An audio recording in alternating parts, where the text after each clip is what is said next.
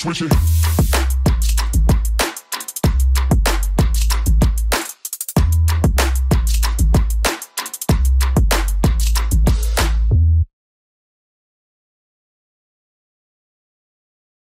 Hey everyone, welcome back to the Salty Podcast. Another episode this week, which Monica I'm and I so were excited really for. This might be Yes. like the most exciting episode to me that we've done so far. I love too that you're so excited about it because it's one of those things that when you do come on and you have to force topics, you're like, fuck.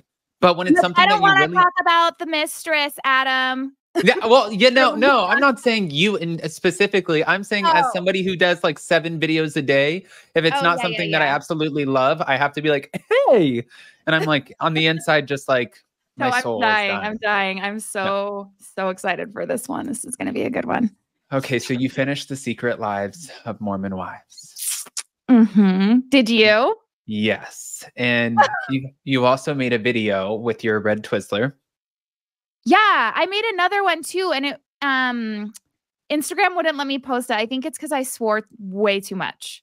Oh, yeah. It literally, I probably tried like 10 times. I tried to post it as a reel. I tried to post it in my stories, but I think it was like, ma'am, no, excessive. They're like, no, this is a PG platform, but it's not, but it is right now with you. Sorry. Yeah. Heather has access to Instagram. Can you not swear on Instagram? It's funny because if we swore a lot on here, YouTube will demonetize us. And like if you go on TikTok and you swear at all, you get demonetized. So I would imagine that Instagram would probably... So many people swear on TikTok. But that doesn't mean they're making money on like those videos. Yeah, you can't mention, you're not supposed to mention on TikTok like politics, you can't mention like murder stuff. There's so much of that on there. I know, but they're not making money on those videos. Well, okay, so that's the thing though. You can still post whatever you want. Oh, yeah. That's the difference. You might not make money doing it. I don't make any money on my TikToks. I don't like post enough TikToks. But I'm saying on Instagram, I feel like you can't even swear on Instagram, like period. Are you saying you are tired of being filtered in this life? I just like I couldn't even post my story, and it was so good, and I couldn't even post it. I couldn't even post it. I even shook my phone. You know how you have to shake your phone to report a problem? No. Okay, so if you're on your page on Instagram and you're having an issue, if you shake your phone, it automatically takes you to report a problem, and it screenshots that moment you shook your phone, so it has like a screenshot of what your problem is. Wow. And I was like, it's not letting me post. I was so mad. Stop trying to silence me. Exactly. Yeah. Jeez. Okay. So getting into The Secret Lives of Mormon Wives. Yeah, let's just dive right in. We got to dive right in because now that you've watched the whole thing, just go in. I'm going to let you lead the charge on this. I have so many notes. It's not even... I'm not even kidding. I have notes out my ass. I even was in my car one time listening and I didn't have any paper and I had to write it on like a gift bag, like all my little notes. I have so much. I'm not kidding. I was so triggered. Watching this. So can I not swear then? Are you going to get... No, you can swear. No. Are you going to get in trouble if I swear no. on YouTube? No. I was so triggered watching this shit. I was literally screaming in my car.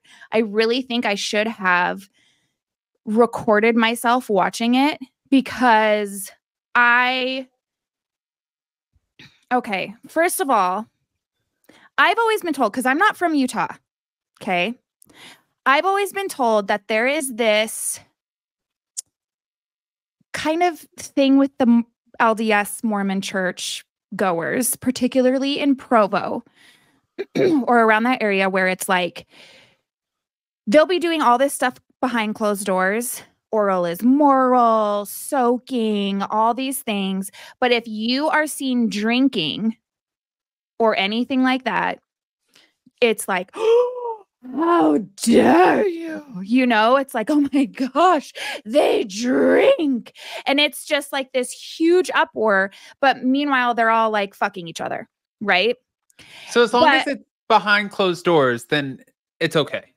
Do you see what I'm saying? For a second, the hypocrisy. Where it's like, yes, it's infuriating. It's like, oh, you are going to hell and you're a piece of shit because you have a glass of wine or you drink beer or you're drinking flask out of a flask. You're disgusting.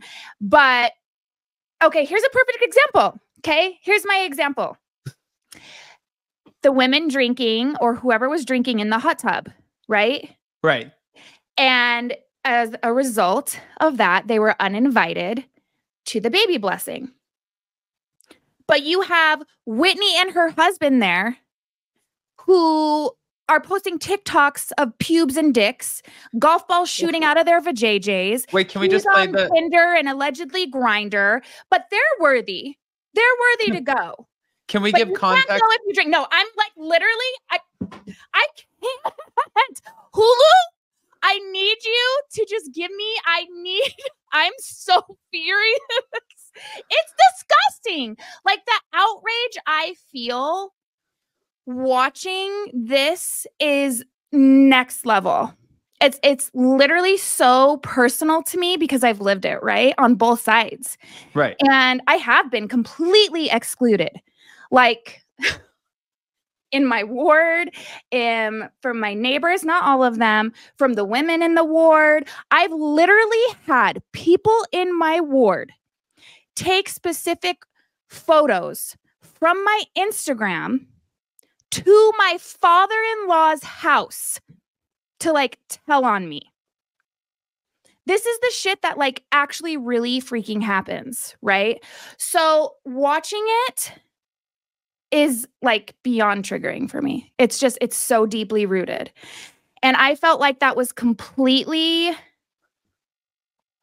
I don't know. This is the thing, right? Because apparently Jen's husband is controlling. Was it him that didn't want them to go? I don't know. We weren't privy to that conversation. Maybe they had behind closed doors. But either way, you want to sit there and act like I'm Mormon and Heavenly Father, we ask thee this day. And meanwhile, you're excluding half of your friend group like a piece of shit, but you're going to claim to be Christian. This is the shit I am talking about that I cannot stand. It's like, I'm Mormon. I go to church every Sunday and I have a calling and but you're not welcome here. The fuck?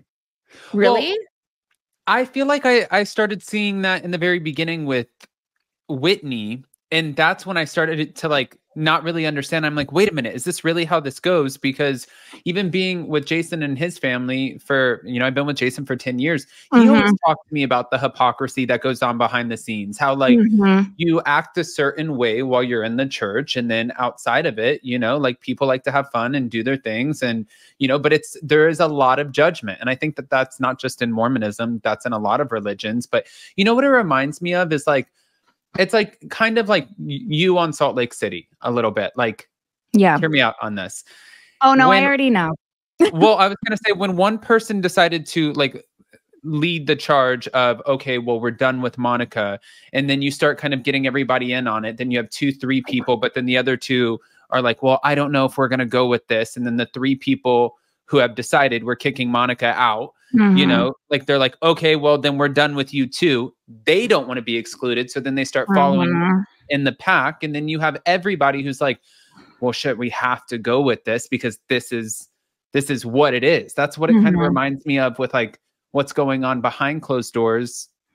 Out in the open. Yeah, I feel like it's absolutely insane. I couldn't believe what I was watching.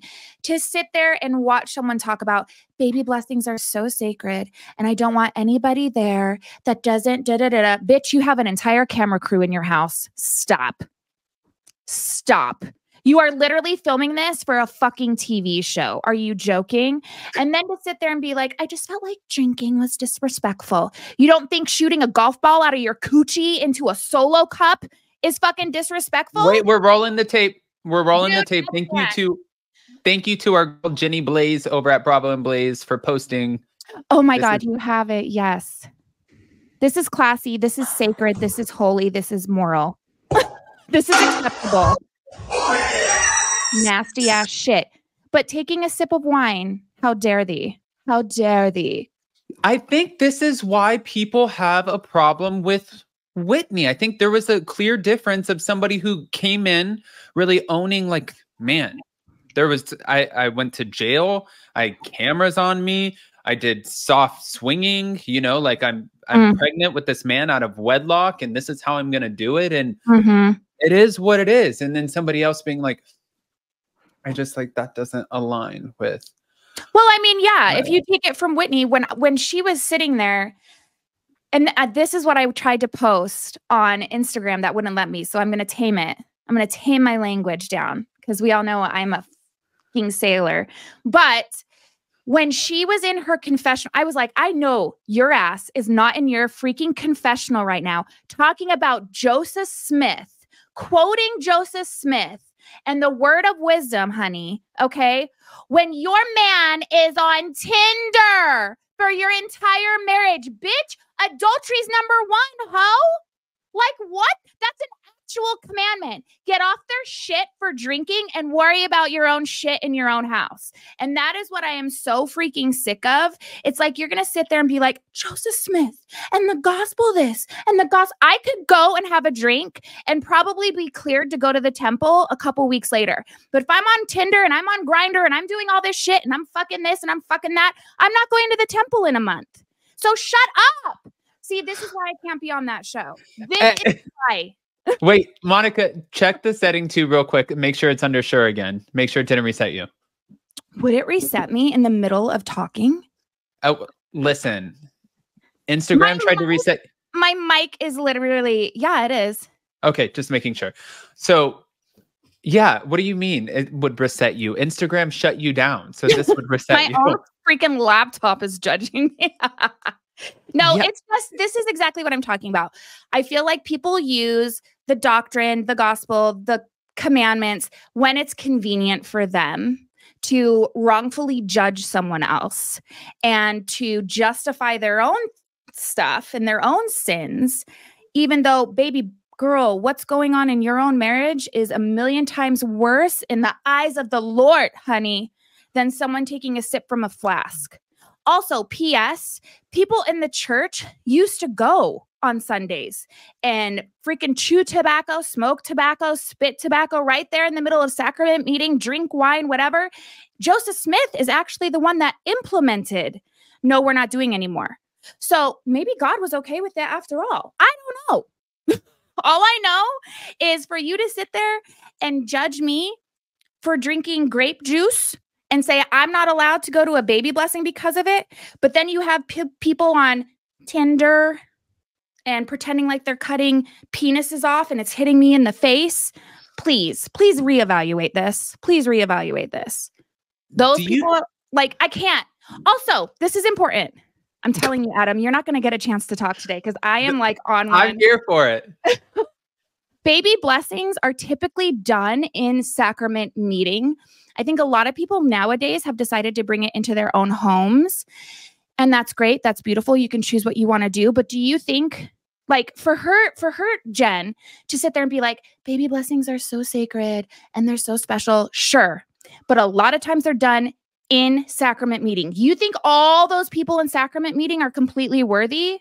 Bitch, please stop. So I think to exclude half of your friend group is like beyond, I can't, especially when you already invited them. So you're literally disinviting them. I can't. This is the mind fuckery of the church. You can't sit with us because you drink. But Whitney, you're welcome, even though your man has been cheating on you your entire marriage and you do vulgar fucking TikToks 24/7. Come on over.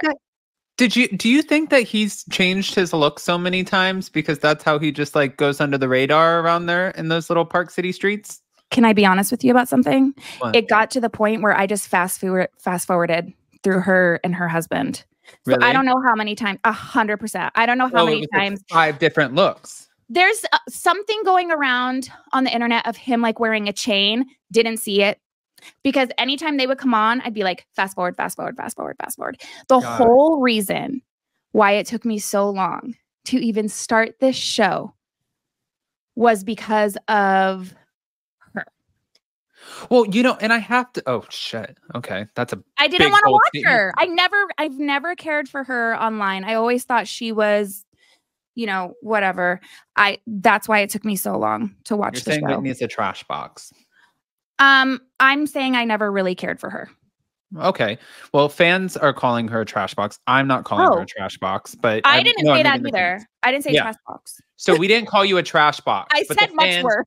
Are calling you a trash box. You know what's so funny? I actually thought about this because I saw Heather Gay's post about wanting to host the reunion. I'm like, maybe you would be great to host the reunion, but I also don't know if that reunion would turn into like Bad Girls Club, because you'd be like, I think you're a dumb bitch, and let me tell you why. Because then you would go into sacrament and be like, oh God, this is not an unbiased moderator. Like, welcome everyone to the reunion for Secret Lives of Mormon Wives. And then I'd be like, fuck you, bitch. You are like, no, I couldn't. Yeah, they should bring Relief Society President Heather, dull ass, fake bitch. I think I'm so funny. Ozempic bitch ass Heather. They should put her boring ass on there with her fake laugh. You know what? Don't get me started. I'm on one. I am on one. Do you need a Snickers? What? Do you need a Snickers? No, this topic lights my fucking fire. Lights it up. Wow. But yeah, I would probably, now that's not necessarily true. I do know how to control myself. I like the passion. I like the passion. You forget, I literally was in the midst of I was excommunicated. You know what I mean? So this shit cuts so deep for me on such a personal level. So it's very triggering for me, So I asked you something coming on here, and honestly, like, I appreciate, sometimes I get a lot of shit when, I talk about situations, like, and not to make this about me or anything, but like vulnerable situations in my life, people say, like, okay, well, don't talk about those things, put that in the past, whatever. And sometimes you just got to talk about it, and you got to get it off your chest and be like, no, this is real shit. So when somebody else is doing it or getting away with it, or you see it, witness it, watch it, you're like, yes, I'm triggered. But I asked you a question before coming on here, and I thought I just wondered, did you think Macy was being a good friend to Taylor over the Dakota situation? Okay, I did have this in my notes as well. Okay. I have so much to say about Taylor and Dakota. This is very, actually, on a very real emotional level for me. Her relationship, watching it was so hard. But this relationship with Macy and Dakota and this Jenna girl and Taylor did remind me a little bit of Sean and Angie and the rumors and all of that.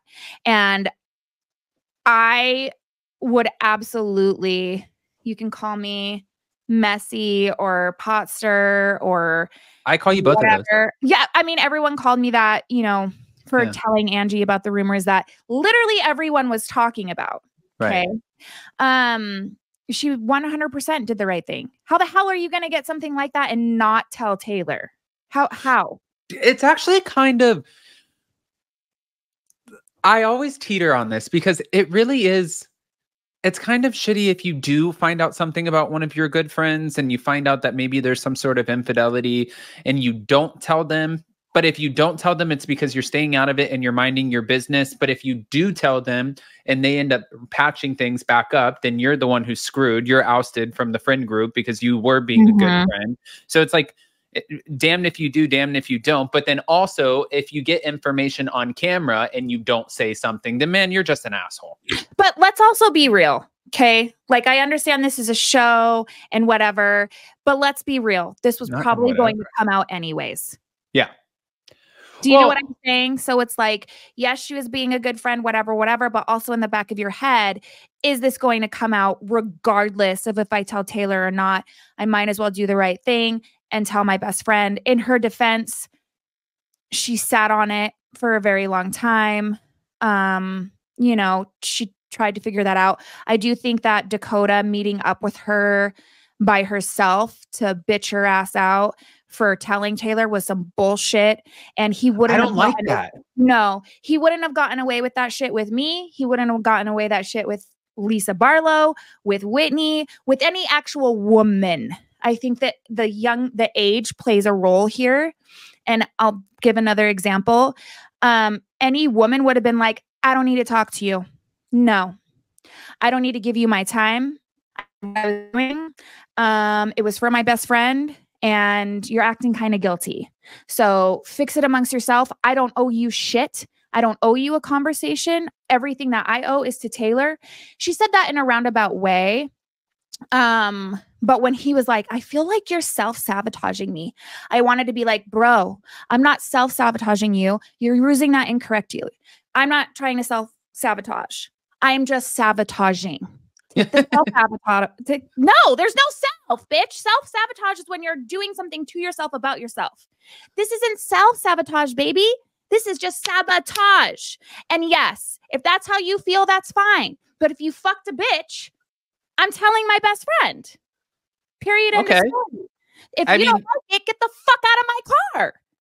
I think that's fair. You know, like I said, I've never been a fan of, even on the Housewives, when we've seen it in the past, if you see like the husbands address the women or they try to have a moment. She should not have been alone. I don't like how that was handled. And again, I think it's because of age. I also didn't like in Vegas when he showed up and pushed past the women. I did have a moment of like, again, if that was Lisa Barlow and Whitney opening the door, that man would have not gotten through. I think, again, it comes to age. He just kind of pushed. And they told him straight up, she's sleeping. She is asleep. And he's like, oh, I just want to talk to her. You don't give a fuck about your 9-month pregnant girlfriend fucking sleeping. You're going to go and wake her up with some bullshit. No, he wouldn't have pushed past me. He wouldn't have pushed past Lisa. He wouldn't have pushed past Whitney. Like the age thing was definitely apparent. I think we definitely saw that in Vegas as well. The men in the relationships were like, I love you, babe. Have fun. I trust you. The boys were like, oh, you met them? Well, I want a divorce. Or you didn't tell me that. It's like, the fuck? I can't, Adam. We're going to need to do like 2 episodes. Because I'm just so like beside myself. Now, so you're a Dakota fan. I get that. I just didn't like stuff. I'm not saying that I completely hate him. I don't know you to hate you. What I didn't like was some of the way that you behaved. I didn't like you cornering a girl and yelling at her for some bullshit that you fucking did. And I don't like you pushing past women to barge into a house to wake up your fucking pregnant girlfriend to start some shit and make her cry. There was just some stuff I didn't like that, you know, that's totally fine. I did a lot of shit on my show that people didn't like. So, you know, it is what it is. I think that the biggest, most depressing thing for me about the Vegas episode was that it wasn't Magic Mike and it was Chippendales instead. Okay. That's the Magic takeaway. Mike is a show, honey. That is pure entertainment. They are so talented. It is like a whole full-blown experience. I was so mad it wasn't Magic Mike. It was Chippendales instead. That was my biggest takeaway. I'm actually surprised that they even still have Chippendales and not just Magic Mike. Oh my gosh, Magic Mike is so good. I've seen it probably like 5 times. And it's so good. Though they're so talented. Did you like they are such good dancers. They have this rain water dance that's just like magical. I feel like it is a show for sure. Yeah, it's not just for the hot men that are shirtless and like just showing their bodies all over the place. It's a show. It's an experience. I understand relationships. Each relationship is different. And I respect that. Every relationship has boundaries. I'm fine with my partner going to a strip club. A lot of women would not be. And that's okay. It's okay for every relationship to be like, this is a boundary for me. I'm not okay with this. I'm okay with that, whatever. And we got to see that. You know, we got to see some relationships where it was totally fine and it worked for them. We saw other relationships that were like, you're a piece of shit. You're disgusting. I want a divorce. It was all across the board.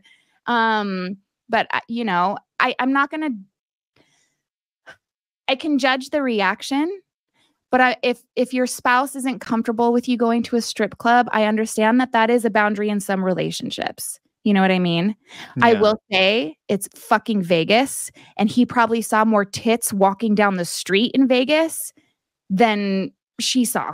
You know, I went to a strip club for the first time 2.5 years ago with my grandfather and Jason.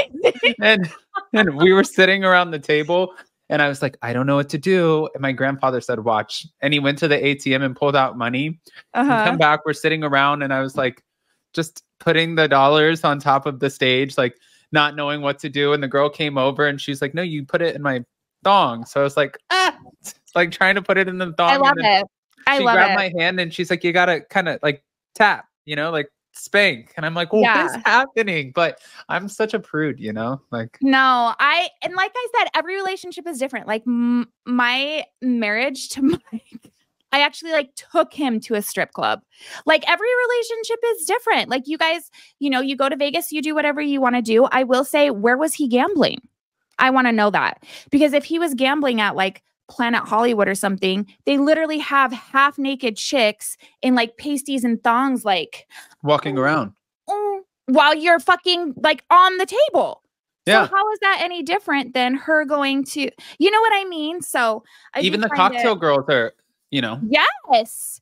That's why I'm saying he probably saw more than she did just freaking walking to the casino. It's Vegas, the hell? Did you go to a strip club when you were at BravoCon? No, I didn't have time. I did. Did you? Which one did you go to? I don't know. I went with the Dubai ladies, but I'm so jealous. I was literally booked from like 8 a.m. to 2 a.m. No. It was like events all at BravoCon, and then it was like appearances at clubs at night. So no, I didn't have time to do anything. No, it was the last night, and Jason said, Jason got sick. He got food poisoning, and he was like, I need you to be back by 4:30 because we have to be at the airport by 5:30. And he's like, you need to pack, you need to shower. I came in smelling like cigarettes and everything that the strip club smelled like. I walked in at 4:28 and I said, okay. He's like, did you have like glitter on you and stuff? What? Yeah. No, oh, it was so bad. Yeah. And I was just into it. Like while we were there, I was like, wow, this is all like, where the am I right now? I'm in Vegas. So yeah. It's not one of Jason's favorite I love strip clubs. I love, you know, women's strip clubs, men's strip clubs. I think they're like, it's so sexy. It's kind of like, I don't care as long as you know, you and I are the ones having sex at the end of the night. I'm just kind of like, go have fun, be with your boys, like whatever. I'm gonna go do my thing too, you know, like.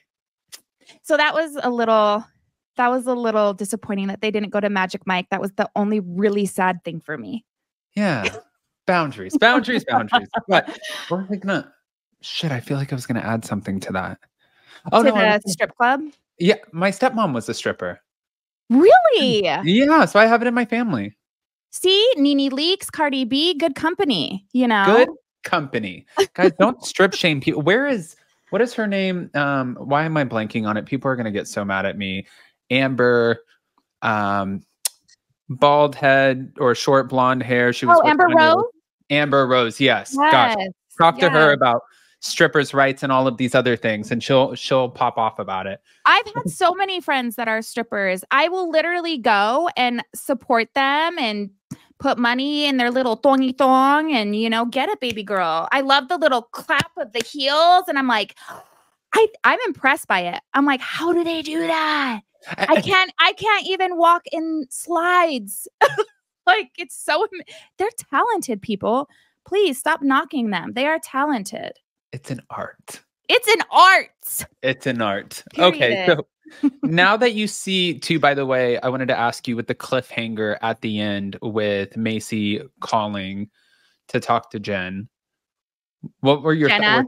Jenna. What were your thoughts when she was like, okay, I'm going to tell you. I'll tell you what about the So I did actually see that Jenna posted a reel on TikTok. It was like the sound that's like, da da da da da, guilty, da da da da da, guilty, da da da da da. And she like, it was like, my name is Jenna, guilty. I dated Dakota, guilty. And then it was like something else and she left it blank. So they're obviously saving that for something.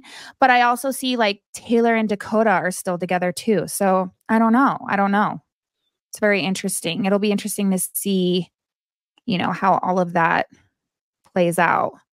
It's obviously like the opening was left for us to get a season, to at least leave the door open for season 2 if the ratings were good, which I believe been insane. Apparently the show is the #1 premiering show on Hulu for 2024. So good for them. That's even amazing. Past the Kardashians. I just know it was the #1 premiering show in 2024 for Hulu so far. And you know what's weird that Hulu did with this show, which normally they don't. This is such a Netflix thing. They just rolled out the episodes.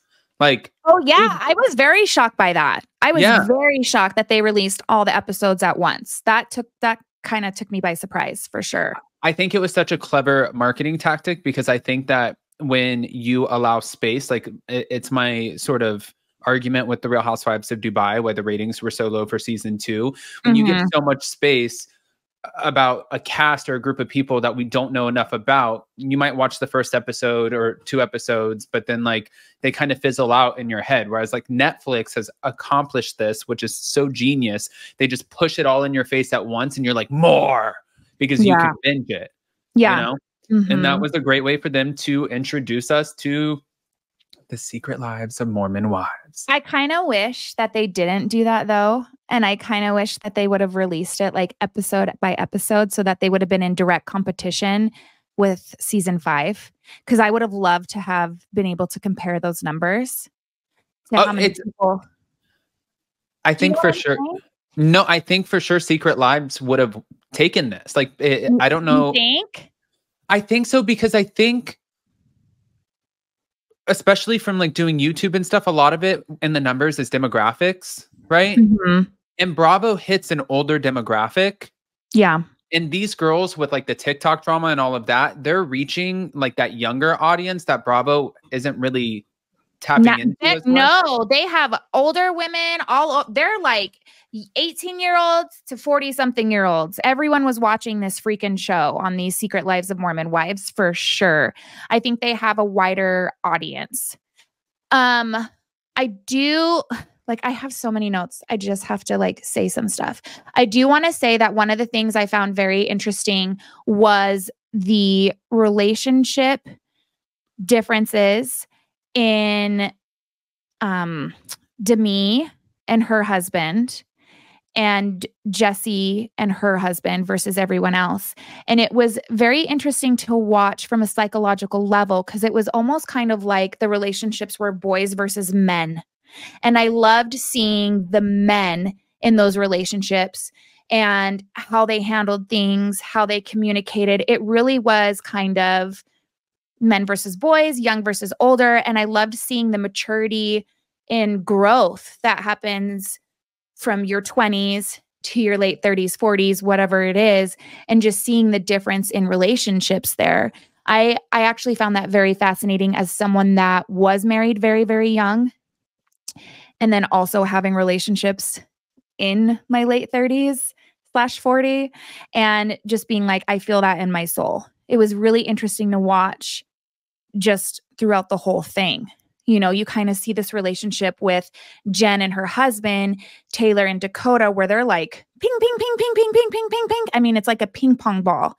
And then, you know, you have Demi and Brett and seeing how they handle things. It was just... I think that part I really actually enjoyed seeing the difference. It's relatable. Yes. I think seeing visually on screen the difference between dating a man and dating a boy. I mean, it's different. What I'm saying is the church has you get married so young. Right. But look at the difference in relationships when you are older, when you do have life under your belt, when you are more mature, and how that affects your relationships. What I'm saying is don't get married at 19. That's pretty much what I'm saying. No, you know, it is like, I always like something that's relatable, especially in like conversations when we're recapping things and stuff, because then you can kind of feel it. And I can see what you're talking about with that. And even for me, being I met Jason at 20 years old and now I'm 31 years old. And there was so much growth in that. Like there were, you know, at the very beginning, it was just like, I'm free. I'll do whatever I want. Jason would be like, I think that it's better if, you know, like we just do this. And I'm like, you're not telling me what to do. And like, now I look at it and I'm like, it's all about communication and like mental health and mental well-being and being a partner, but checking on your partner. And understanding each other's needs. Like you don't care about that shit when you're 20. You're just like, oh, let's go out with our friends. And like you're not going to talk to me like that because I'm independent and I got my, you know, my bitch flock behind me and I'm going to do whatever I want. And there's other like it's just a different mentality. Except the other day when we were in Hilton Head, Jason woke up. He's like, I just need a coffee, and I wake up like wired. You know, I know you wake up so early. I can't. I wake up and I'm like the Energizer Bunny. And then I add 4 shots of espresso to it. So I came in and I was like, like jumping all over Jason. Poor Jason. Yeah, jumping. And Jason's like, I just want an adult relationship. And I was like, I have 3 more years before you get that. Like 35's when I'm clocking into that. Right now, just let me have it. Yeah. So. I mean, I did want to ask you too, this is kind of like super controversial, but on your thoughts on the whole, we can take a laughing gas, we can take ketamine, we can do all of that, but we can't drink coffee, we can't have a glass of wine. Like, I'm interested because you're not LDS, you don't have that background or anything. What as someone that's, I mean, do you think that's absolutely like insane? Like, so I wasn't aware until we went into the church in London because like I told you, I didn't grow up religious. Right. And when we were exploring and they were holding church, and this was at one of like the historic buildings where they have a lot of the royals laid to sleep. And the guy who was holding church had a glass of red wine. And all I wanted was to go find some wine that day because I like had it. And I was like, he's teaching the church. And is he drinking wine? And I think they called it, is it sacrament? Yeah. Yeah. And they're like, this is sacrament. And I was like, you think he's got like, is the bottle under there? Like, does everybody get to drink wine? So I didn't understand. That was the first time that I learned about, you know, any association. But no, I think it's absolutely ridiculous. And it's one of the reasons that I'm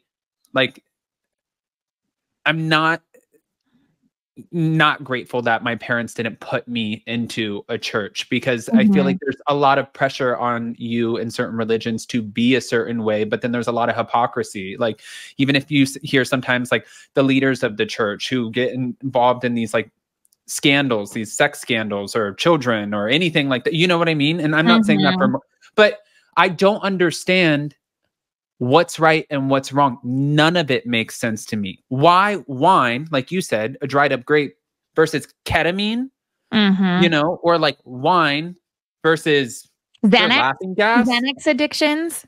Like like you're still getting high, you know, like these things are still happening to you. So you're altering your brain, your body's a temple, you're still putting it in your body.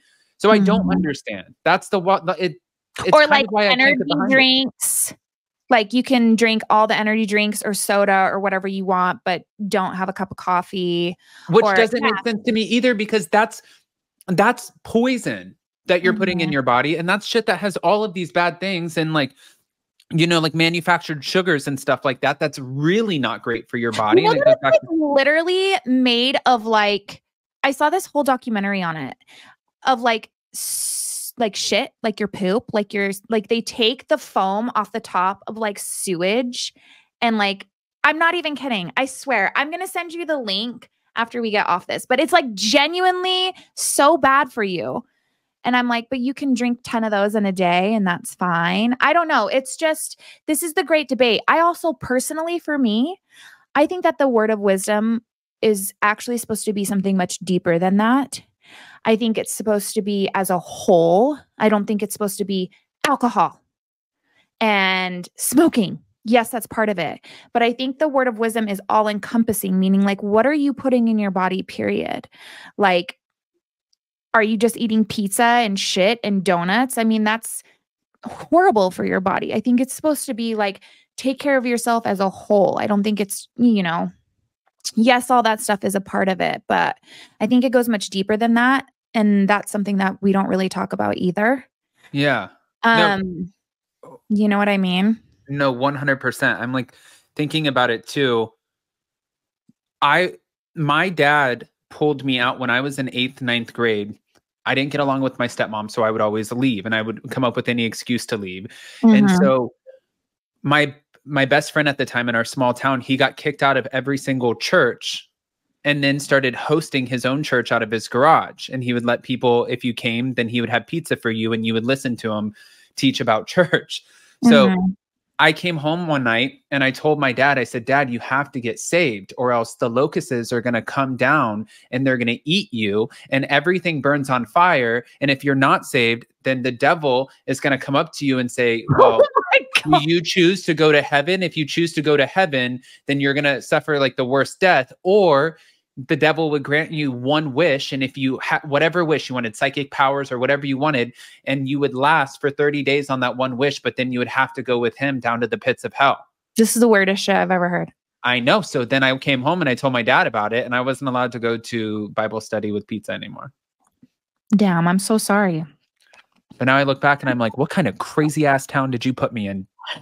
No, it's very interesting. I think a lot of us kind of take a lot of stuff in the gospel or in church for face value. And I think that there actually is like a bigger meaning. It's like, there's so much more to it. I do think that there was a lot more of the religion focused in this show for sure versus like Housewives. You know, we had the so-called bad Mormon, you know, on RHOSLC, and they do talk about religion and whatever. But I do feel like it was definitely more of a focal point on the secret lives of Mormon wives than it's ever been, you know, on RHOSLC. Would you agree with that? I would agree with that, but I'm wondering if because Bravo has a very specific audience because most of its Housewives franchises. And I think that they've never really played to a religious audience. So I think that they came in sort of soft with like kid gloves on it. Whereas like if you go onto Hulu, you have food, you have HGTV, you have murder mystery, you have documentaries, you have, you know what I mean? The Kardashians and Mormon. I think it's just such a broader audience. I do like that they had more. Okay. On RHOSLC, I feel like all you really get is Heather bashing the church. That's it, in my opinion. Lisa doesn't count as a representation of an active member of the church in my eyes.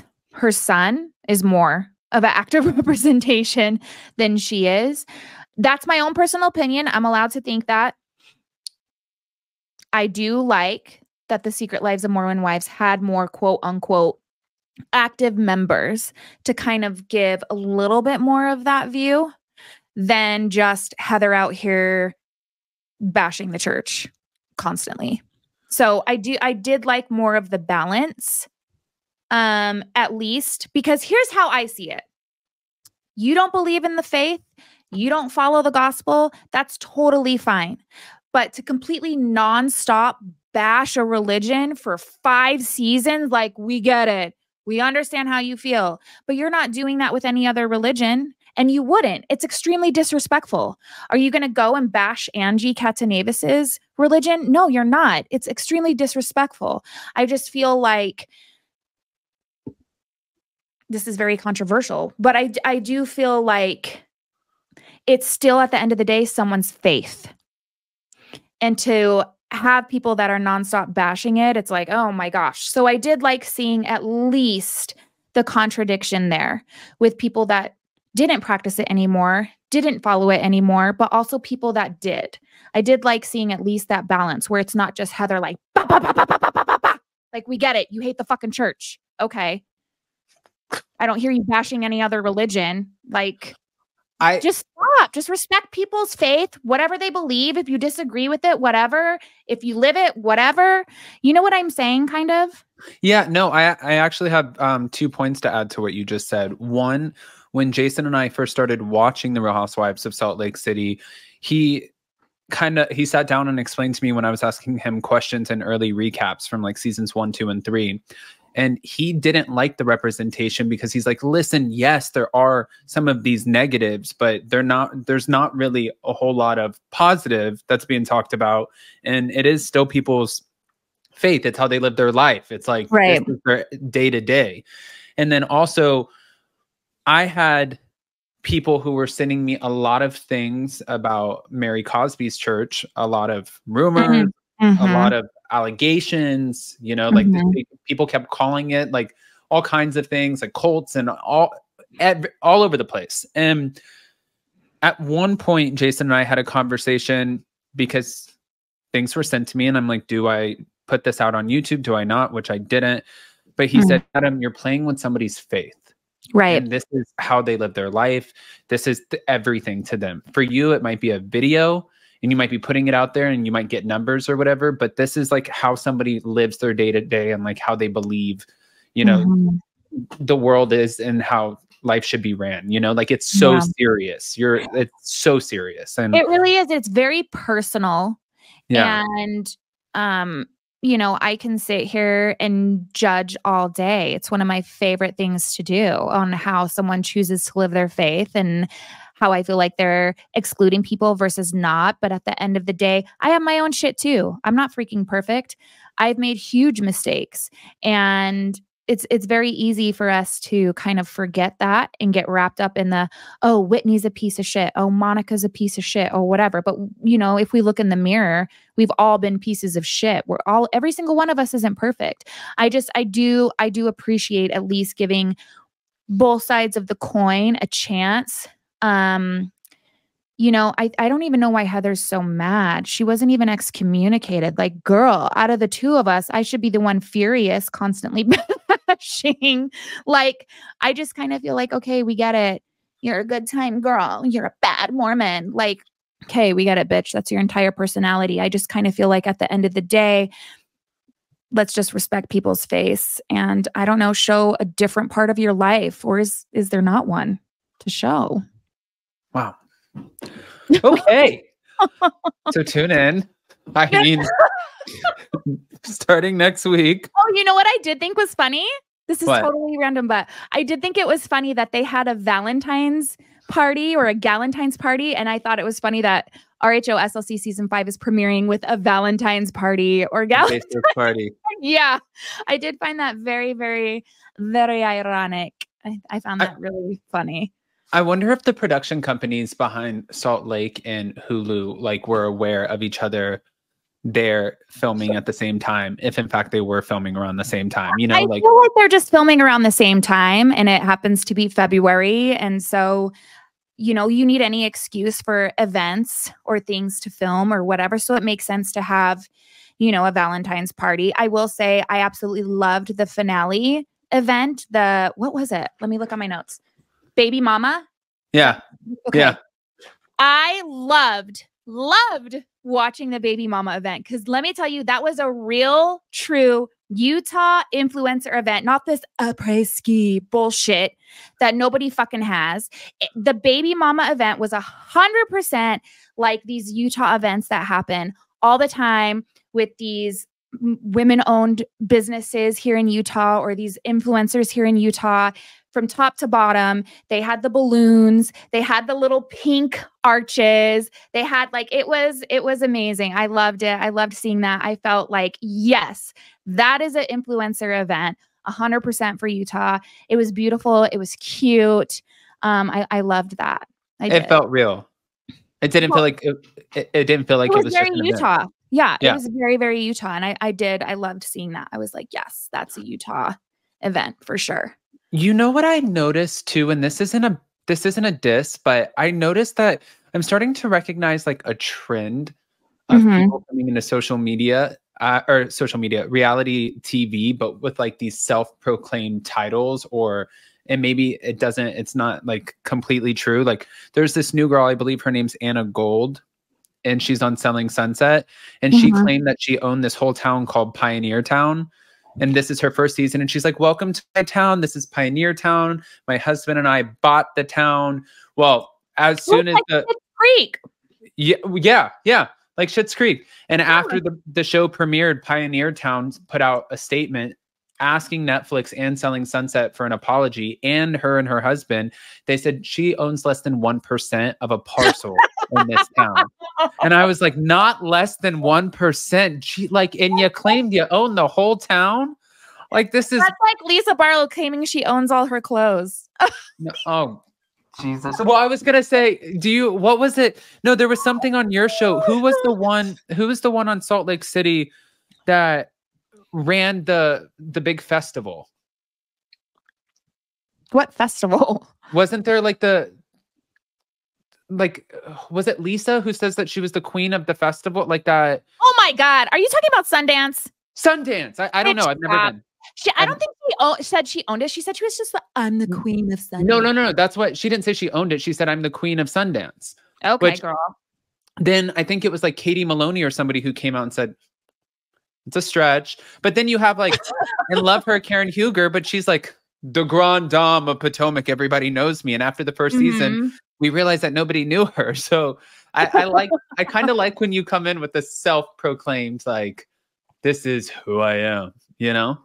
No. But then it's like, then it shows. Because then you get freaking called out and you look like a dumbass. You get roasted. You do get roasted. Yeah. You get roasted. Exactly. Hi. Well, so I feel like you didn't talk at all. Like, I was actually looking for this and I wanted to hear what this is a lot more relatable to you than it is to me, but I actually enjoyed even you asking some of the questions. Yeah. Like being like, what do you think about this from a outside perspective of never really being a part of a church? Yeah. Like, what are your thoughts? And, you know, it's true. There are things that me as a viewer, I look at a little bit more like cross-eyed as opposed to you as somebody who's lived through it. But I look at it like, I think it's crazy. I'm like, one, I feel like the people there are like stunning, but then two, like, what do you mean? Like the cast? Yeah. Well, Jason always told me like Mormons are like, it's a blanket statement, but he used to always be like, yeah, people in the Mormon church are like really pretty. And I'm like, that's just a random thing. I'm biting my tongue so hard right now. Cause you know what I want to say. No. I bit my tongue. Monica and I the other day, guys, she sent me just like this little clip thing on Instagram. And she's like, tell me what you think about this. It was some random thing, like TikToks that you send back and forth. And I was like, no. But like my answer was like, that's what I think about it. I think for me, this is a no. And she's like, well, then fuck you then. And I'm like, no, not like, I'm not going to tell you what I think about it. No, like that's my answer. And I showed Jason and Jason's like, you guys are ridiculous. I know. I have to like ask approval to just live my basic life. No, I thought it was it was very refreshing. I will say they felt like a genuine friend group. Like they really did have these relationships, which is great. I personally don't feel that from other shows. So I did love seeing that. I wanted to physically jump through the screen and go off, which is great because you are definitely triggering emotions from your viewers. That's a good sign. What? I said that's a good sign. 100%. Yeah. Whether you're furious or you love it, it's triggering something within people. And you want that as any person that produces a show, you want to trigger something. It's, you know, love or hate it. You're hate watching or you're love watching. And that's all that matters, right? I do want to ask you, because I want to know your thoughts on Taylor and Dakota. I need to know. I think they're toxic. Dude. I think they're toxic, but I also think that something that until the end, like you said, when he like came in and she was sleeping and all of that, I felt like in the beginning of the episodes, even when he came in while she was sitting there talking to her parents and her dad was like, I don't like He'd be coming in all the time. Yeah. Every scene, all of a sudden it's like, oh, there he goes. He's coming. He just pops in. And at first, I think that he thought in his mind coming into this filming situation, I think he thought he was going to portray himself as like this good guy. And I think that the cameras, unfortunately, when they live around you for however many weeks that you're filming a TV show, they will catch some of those weaker moments where you sort of show your face. I think his face was shown. I think the guy has a lot of growing up to do. Yeah. The stress and anxiety it gave me to watch them. It's toxic. I don't ever want to be married again. It literally scares the shit out of me. Do you see how calm she is though? Like you could tell. I don't think she would have been that calm had she not been pregnant. 9 months pregnant. Yes. Yeah. Because she is a firecracker. Yeah. Well, you see Whitney, like even when Whitney's talking to her and they're sitting there having the conversation, she's sitting there and she's like rubbing her belly, and you can see she's just like breathing because she's like, like I'm about to give birth soon, and like I'm just like you don't want to put yourself into labor. You know? Yeah, she's like, yeah, she's like literally sighing and blowing out of her mouth, and then I'm looking in her eyes, and I'm like, oh no, if you weren't pregnant, you would be like a table flipping Teresa. It would be interesting to see her without child in those situations, because even when Whitney was saying right to her face, I don't care, I'd do it again. I don't care. I don't want to be your friend. I don't trust you. I don't want to. And she's just like, okay, well, what did I do, to cause that? No, bitch. If she wasn't pregnant, balls to the wall, Taylor, because I know you got it in you, honey, because we've been seeing it for the last few years, and she would have handled business. Whitney is lucky she caught her pregnant. That's all I'm going to say. Because when you are pregnant, and good for her, honestly, good for her, because she did right by her baby in those situations and kept her cool. But Whitney's freaking lucky. She caught her. Do you think Whitney would have had the same goal to have that conversation with Taylor in that setting had she not have been pregnant? I don't know, because walking into that conversation, she's like, I'm scared. Don't scream at me. Like they probably all know Taylor's got it in her, but they caught her waddling. If she didn't have that waddle and she could sprint, but she would have been running right up your ass.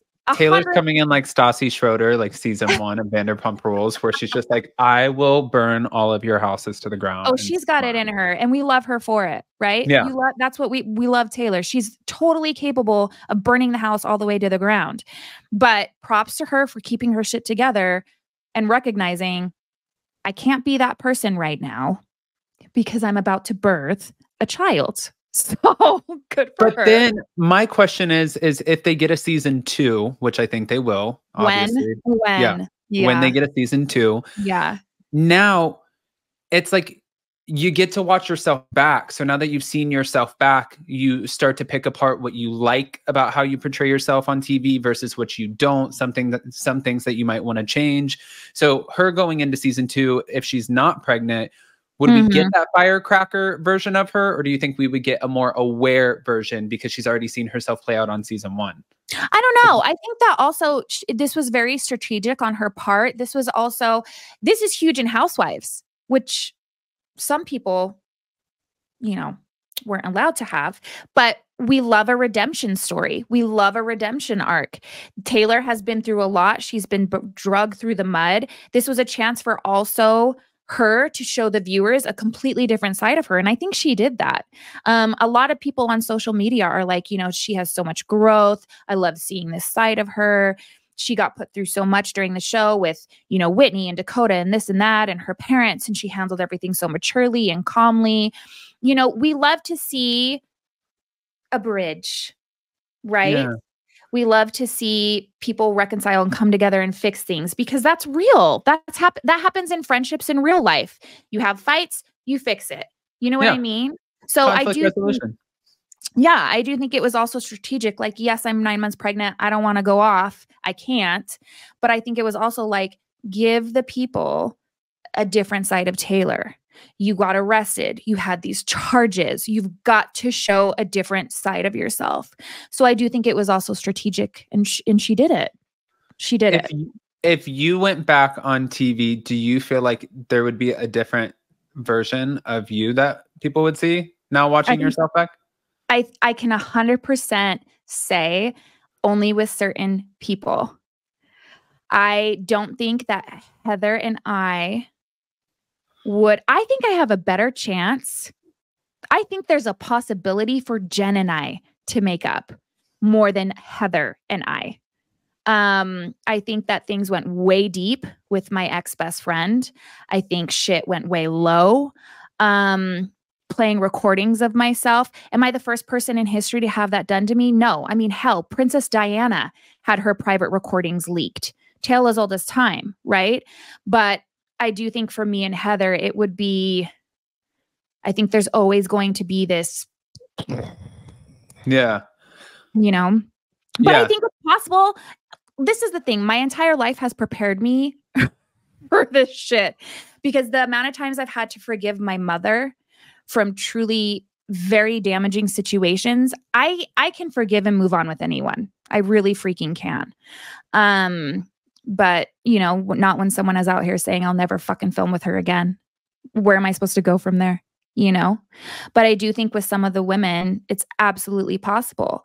Even with Lisa, I wouldn't rule it out. You know, like I said, if it were me, if I was 9 months pregnant and I was in a house sleeping, I actually know that if Lisa Barlow answered the door in that situation, she would protect me and have my back, even if she fucking hated me.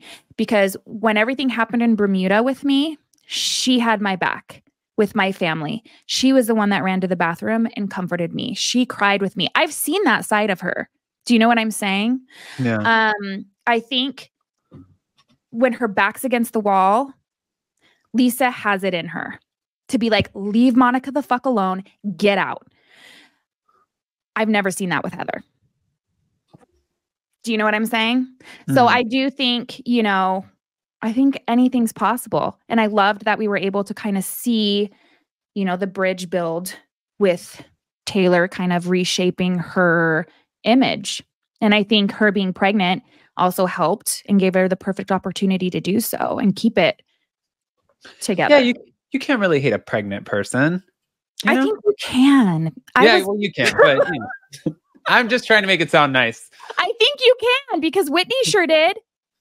She's like, oh, she's pregnant. I'm sorry. I forgot. Sue me.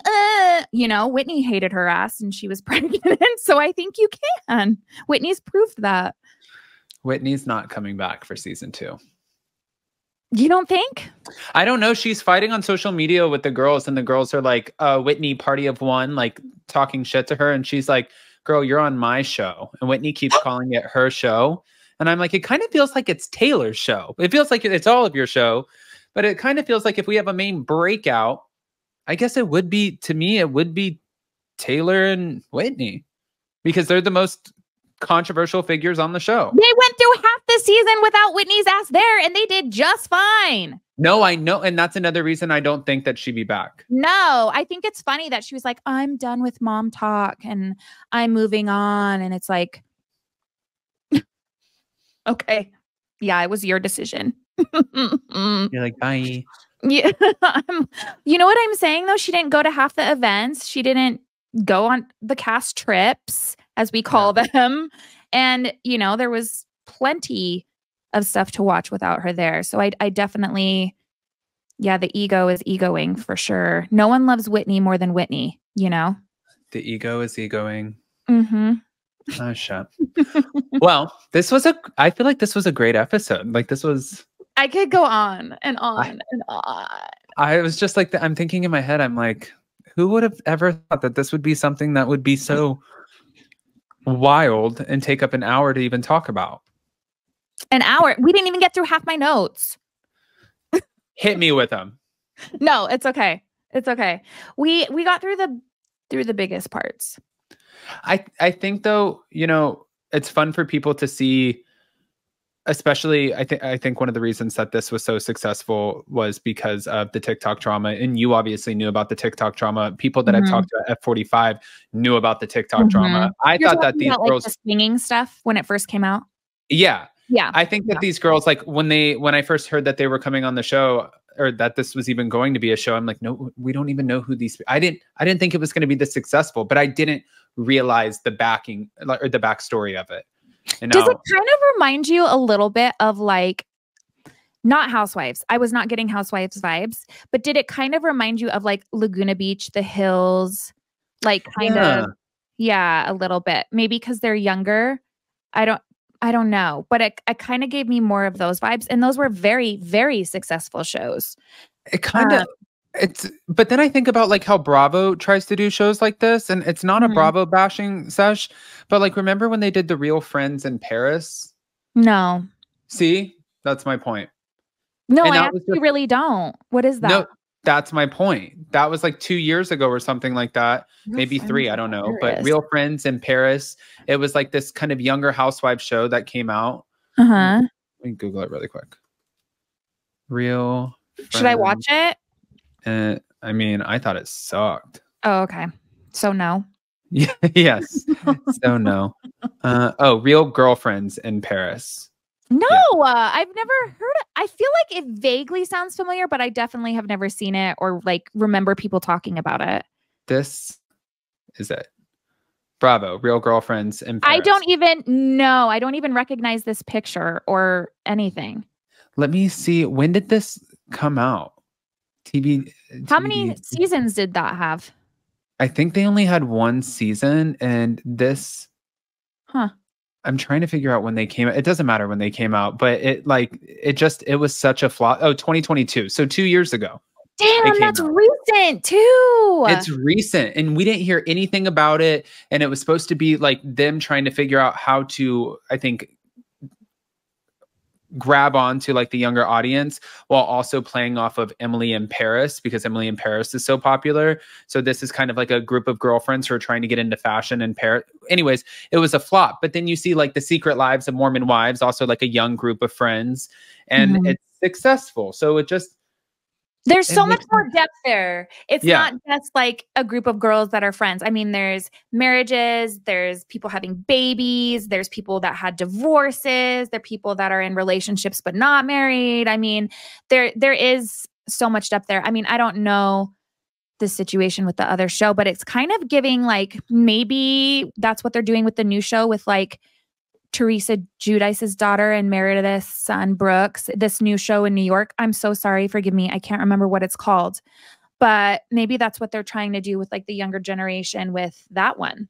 I think you're probably right. And I think their new marketing play on doing that show is the fact that we recognize the kid, like the people who are on the show from the Housewives. Like we're already invested in them. Sort of like, yeah, like it's like a built-in audience as opposed to the show did not have that. And maybe that will work, you know, like who actually, it could work. I mean, I'm going to support everything with my man in it. I love him. I say this all the time for any of these shows. I think that to go on and I see where the fans attack the shows, like say, I'm not watching this if so-and-so, like I get so much shit because I'm like, Kelly Dodd needs to come back onto OC, and people are like, well then. Yeah, that's a really big statement, Adam. I can't support you in that. No, you don't. It's okay. You don't have to. I'm like watching Kelly Dodd on there. I feel like she's the only person who could go up against Tamra. It's like I have a game plan in my head. It's like I'm at the Super Bowl of Housewives. Yeah, no, that I understand. That's why I'm like, I don't think I could be on Mom Talk. I wouldn't have like an equal match. Right. You know? That's kind of exactly where Tamra is right now on OC. But I don't know. I think that if people are putting in the time to put their lives out there and film these shows, I don't understand automatically boycotting them. I feel like let's give them a chance and see. So I'm excited to see the Brooks, Gia, Riley.